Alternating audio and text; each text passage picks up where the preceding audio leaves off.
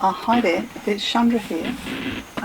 Just speaking to you about this new journey that I've undertaken and an invitation for you to join me as I travel around Australia over the next year. I had a very strong impulse last year to pack up my life, my belongings, and hit the road. And so I've done that. It's been an epic journey just to get this far. Yes, and the purpose for this trip is really just to enter into more deeply, on a personal and spiritual level, just enter more deeply into the essence and the energy and the heart of this great country, Australia. I've lived most of my adult life in country towns, not a city person, but I've never really lived out back.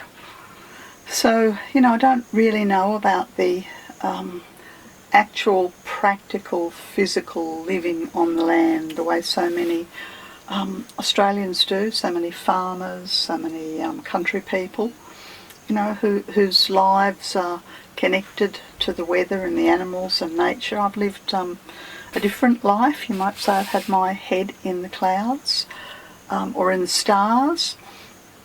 Anyway, everyone's had an unusual 2020, and I think many people have set off in a new direction in 2021, and this is mine.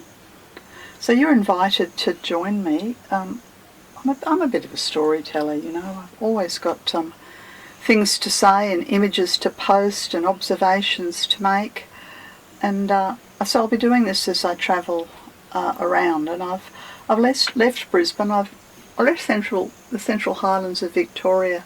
I think it was November, and I spent a few months, chaotic months, I might add, trying to learn about everything that I needed to learn about caravanning. And of course, it's a hopeless task, but I've made a bit of a start. I have a home on wheels. I know the absolute rudimentary matters, and I'm sure I have a continuing learning curve ahead of me. But as I said, my purpose is to enter into this ancient land because I feel that it beats to the rhythm of Maitreya's heart. And the Lord Maitreya is very close to my heart. And so I just have a sense of immersing myself. And as I travel and as I journey and as my feet hit the soil and the grasslands and the rivers and the oceans, then I hope that you will come with me, and together we will call for blessings through the rain. We will call for spiritual awakening for the land, for the people, for the communities. We'll call for the spirit of the wind to cleanse and heal this big country. We'll call for the spirit of the earth to seed new visions, new inspiration, new hope, new joy. We'll call for the energy of spirit to activate the spiritual heart of this country. So I plan on starting every day with Lord Maitreya's name on my lips, and dedicating each day in the name of love. I plan to travel with purpose, rest with purpose, invoke the holy ones, and maintain my faith that all will be well for all of us, all Australians, as we move forward into this next, this decade really. Yes, okay. So, to begin, I've only really been on this journey. This is my third day, and as I mentioned, I'm not a city person, and it took me a couple of days to kind of unwind from the city, to find my rhythm, to get back to the peace and the tranquility of the bush in the midst of the travelling. And as I was coming through, it was probably, 400 or 500k out of Brisbane, and I started to hear the ancient custodians of this land calling me, and I felt called by the custodians, our Indigenous First Nations people. I feel them call me to come to the heart of this country, Uluru, And so that's where I'm headed in this first leg of my journey. Not stopping a great deal along the way, because I like to be Uluru in plenty of time to settle in before the Easter energies begin. But I can feel the red dirt calling me, and I noticed that I've been breathing more deeply and just letting go of the busyness of the city and of the busyness and the chaos and the stress of the last few months. Yes, and I think it was yesterday and today I started to notice the red dirt, the red earth. It's profound, it speaks like blood to me. And as I climbed the Great Dividing Range into what's referred to here in Queensland as the Sandstone Country, I started going past the gorges and the lakes. The largest and most magnificent of these is Carnarvon, very ancient land. Continued on past there and ended up at this stupendous volcanic outcrop known as the Minerva Hills. Now, as an esotericist, I found this quite intriguing, that out here in the middle of country Queensland we have the Minerva, the ancient goddess of wisdom, and she's given her name, or her name's been taken, and it covers these most beautiful, beautiful hills, the Minerva Hills.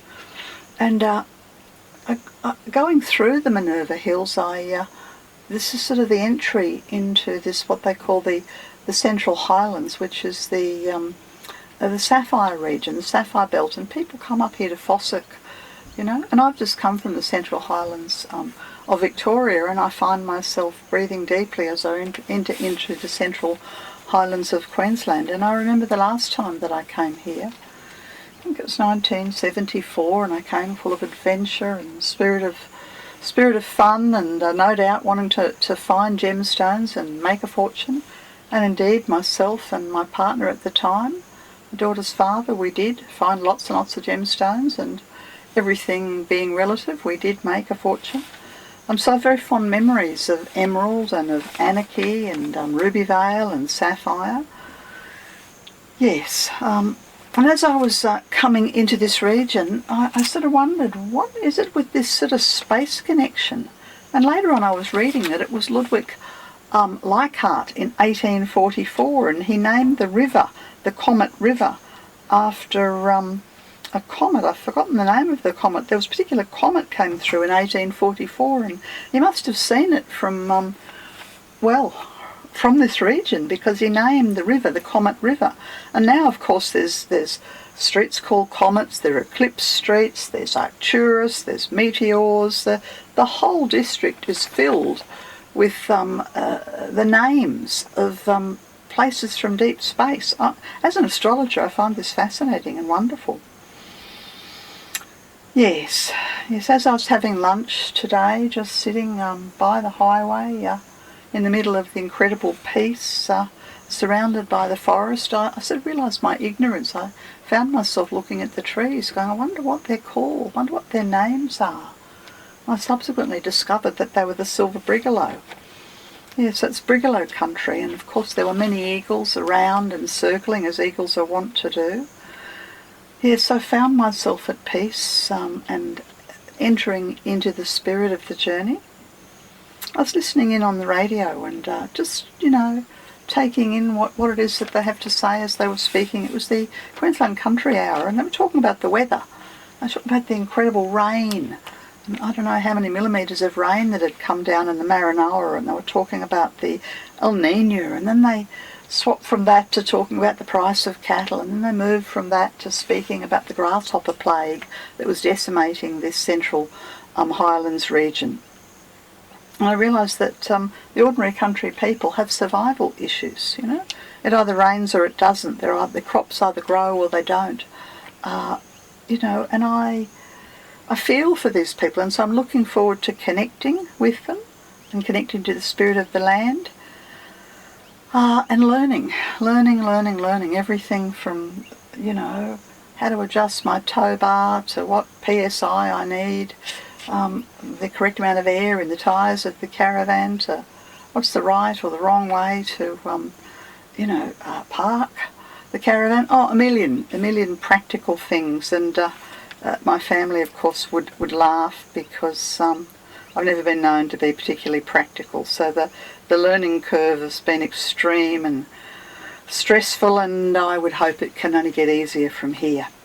But the last comment that I wanted to make in just this little introductory chat here was that I saw a sign, on, I think it said this part of the Great Dividing Range is 444 metres, and that the Great Dividing Range separates where the rain falls, and the rain that falls on the Central Highlands Plateau feeds, I think it was a half a dozen different rivers, and the rain that falls on the other side, on the coastal side of the Great Divide, then flows down to the coastal segment.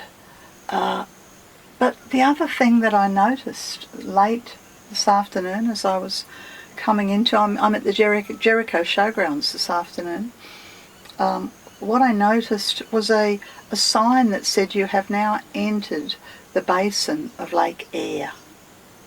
Well, that really stopped me in my tracks, because the last time I saw Lake Eyre, I was in a plane flying from Sydney to Uluru, and I looked down, and I think it must have taken 15 minutes for the plane to fly over Lake Eyre. It is the most enormous salt lake. And so I associate it with South Australia, and I associate it with Central Australia.